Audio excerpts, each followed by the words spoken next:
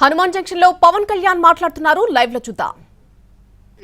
దానికి అండగా నిలబడాలి. ప్రతి ఉద్యోగికి నెల జీతాలు సక్రమంగా వచ్చేలాగా కాంట్రిబ్యూటర్ పెన్షన్ స్కీమ్ కి సంవత్సరం లోపు ఒక పరిష్కార మార్గాన్ని కనుక్కుంటామని నేను మీకు మాటిస్తున్నాను.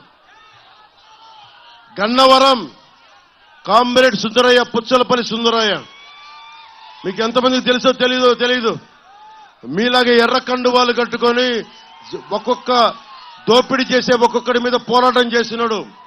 ఆ ఎర్ర కండువా విప్లవానికి చిహ్నం, విప్లవానికి గుర్తు, మార్పుకి గుర్తు. ఆ ఎర్ర కండువా గుర్తుపెట్టుకుని పుచ్చలపల్లి సుందరయ్య గారు తెలంగాణ సాయుధ పోరాట యోధుడు, కమ్యూనిస్ట్ యోధుడు. అందరం బాగుండాలి. జగన్ కథలు చెప్తాడు కదా, జగన్ కథలు చెప్తాడు. క్లాస్ వార్ అని కథలు చెప్తాడు. క్లాస్ వార్ ఉన్నాడు, ఏం చేశాడు? కూర్చోబెట్టి సారా కొట్లు పెట్టాడు, సారా ఫ్యాక్టరీలు పెట్టాడు, 40,000 కోట్లు దోచేశాడు. భవన నిర్మాణ కార్మికులు కండను కరిగించి రక్తాన్ని ధారపోసి మనందరం కలిసి ఒక 450 కోట్లు భవన నిర్మాణ కార్మికుల సంక్షేమ నిధికి ఇస్తే సంక్షేమ నిధిని దోచేసిన వ్యక్తి. నేను మీకు ముఖ్యంగా భవన నిర్మాణ కార్మికులు దారి పొడవుతో నాకు నమస్కారాలు తెలియజేస్తుంటే వారికి ఒకటే చెప్తా ఉన్నాను. భవన నిర్మాణ కార్మికులకి మేము మీకు అండగా ఉంటాం. సంక్షేమ నిధిని తిరిగి రాగానే మీ అకౌంట్లు వేసే బాధ్యత మేము తీసుకుంటాం. అలాగే ముఠా కూలీల సంక్షేమాన్ని కూడా మేము బాధ్యత తీసుకుంటాం.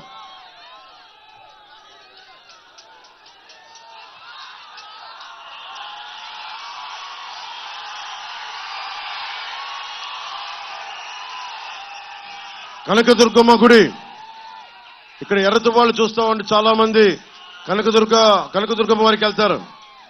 మనకి వెండి రథాలు, మనకి అమ్మవారిని లాగే ఉత్సవ విగ్రహాలను ఊరేగించడానికి రథానికి ఉండే మూడు వెండి సింహాలు మాయమైపోయినాయి.